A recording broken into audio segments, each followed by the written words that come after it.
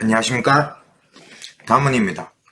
이번 시간에서는 앞뒤 가리는 조상, 앞뒤 가리는 조상은 과연 어떤 것으로 우리가 기준을 세워야 될까에 대한 제 개인적인 생각을 말해보는 시간을 갖도록 하겠습니다. 앞뒤 가리는 조상, 이런 말 많이 들어보셨죠? 저도 처음에 이 말을 많이 들었고 앞을 가리고 뒤를 가리는 조상이 어떤 조상인지 궁금해서 찾기도 해보고 그런 조상들을 보내기 위한 일도 해보고 다 해봤지만 결과적으로 말을 하자면 그 기준을 모르겠다예요. 어떤 사람들은 아랫대 조상이 공부를 하지 않아서 알아주면 공부가 안 되었기에 도움이 되지 않고 앞뒤를 가린다 라고 말을 하고요. 어떤 이들은 웃대를 잡으면 나와 너무 먼 대소라서 힘들어진다. 그래서 받으면 앞뒤 가린다. 그래서 안 된다라고 얘기를 해요. 그런데 여기서 의문을 가지고 하나하나 이야기해 볼게요. 첫 번째, 공부를 하지 않는 조상.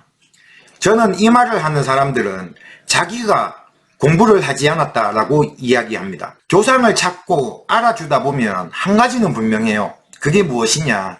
나에게 온 조상은 신으로서 공부를 해서 후손을 도와주려고 왔다라는 것입니다. 조금 더 파고 들어가 볼까요? 앞 가리고 뒤 가리는 조상, 운운하는 사람들, 이 사람들을 보면 남의 조상은 공부를 했네 안 했네 말을 하면서 본인들이 하는 이야기를 들어보면 어디 가서 기도를 해서 할아버지를 받았네, 어떤 할머니를 받았네 라고 해요. 그런데 받았다라고만 하지 어디서 얼마나 공부를 했는지, 어떤 방식의 공부를 했는지, 어떤 할아버지인지 할머니인지 말을 안 해요. 즉 내로남불이란 거예요. 다시 말하자면 내가 받은 신은 다 공부를 했고 네가 받은 신은 공부를 하지 않았다입니다. 만약 본인의 선생이 있다면 그 선생이 네 조상은 공부를 했니 안 했니 라고 말을 한다면 반대로 선생의 조상은 어떤 공부를 했는지 물어보세요.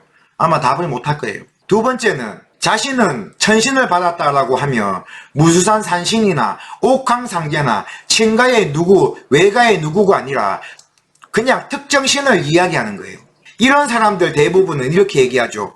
조상신을 받았는데 너무 앞을 가려서 천신을 받았다라고. 그러면서 자신은 알고 보니 옥황상제의 딸이었거나 어떤 장군의 환생이라든가 이런 말을 해요.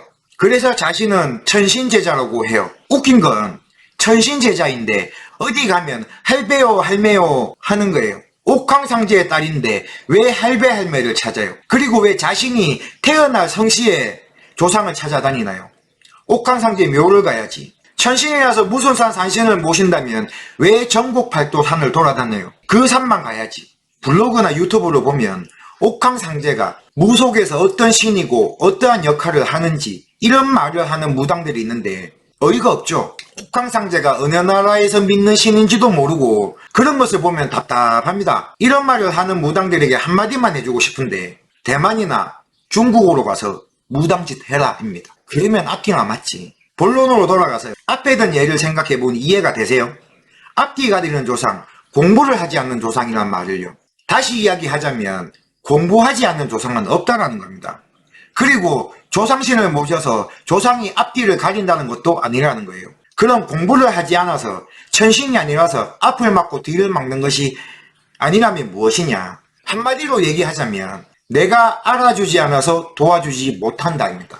이런 조상들이 도와주지 못하니 내가 자꾸 막힌다라는 거예요. 자, 공부를 하지 않은 조상이라고 생각을 한다면 도대체 조상이 하는 공부는 어디까지인지 여러분들 알고 계세요? 조상이 어느 공부를 해서 어떠한 학위를 갖고 오는지, 가지고 와야 되는지, 어떤 신의 대학에 졸업장을 갖고 와야 되는지 알고 있냐는 거예요. 우리는 조상이 어디에서 어떻게 공부를 해야 되는지 모른다는 거예요.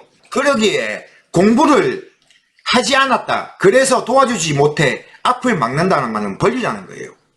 여기서 한 가지 말을 다 하면 우리에겐 조상은 다 공부를 하고 왔다라고 생각을 하라는 겁니다. 왜 이런 말을 하는지 기준 한번 얘기해 볼까요? 우리가 조상을 찾을 때 그 조상의 온 모습을 보면 다 옷을 입고 어떠한 특징을 가지고 와요. 그것이 바로 공부를 해서 주력을 가지고 온 것이라는 거예요. 만약 공부가 되지 않았다면 올 때 벌거벗고 와야 됩니다. 하지만 우리에게 보이는 조상들은 분명히 무엇인가 자신에 대해 표식을 하고 알아달라고 합니다. 생각을 해보세요. 이제 제 말이 무슨 말인지 이해가 가시나요? 저는 여러분에게 또 하나의 기준을 세워드렸습니다. 자, 우리 조상들은 공부를 했기에 어떠한 옷을 입고 오고 손에 무엇인가를 들고 오고 아니면 어떠한 작용을 하면서 들어온다입니다. 즉 나는 그런 조상들을 알아주지 못해서 내가 앞으로 나가지 못하고 무엇인가 내가 자꾸 답답하다는 거예요. 공부를 하지 않은 조상을 받아서 그렇다. 아랫대 조상을 받아서 그렇다. 아니면 너무 웃대 조상을 받아서 그렇다. 그런 조상을 잡아서 앞뒤 가린다. 제발 기준이 없는 이런 말들을 듣고 흔들리지 마시라는 거예요. 기준이 없는 말에 흔들리면 여러분들은 항상 빨대 꼽히는 사람이 됩니다. 빨대 다 꼽히고 저한테 와서 힘들다 어렵다 하지 마시고 어려워지기 전에 저한테 오세요. 그래라고 올리는 영상이에요. 아시겠습니까? 자, 오늘 주제는 여기까지고 이만하면 앞 가리고 뒤 가리는 조상에 대해서 적어도 기준은 세워드렸다라고 생각을 합니다. 자, 다음에는 더 좋은 주제를 가지고 찾아오도록 하겠습니다. 지금까지 담은이었습니다. 감사합니다.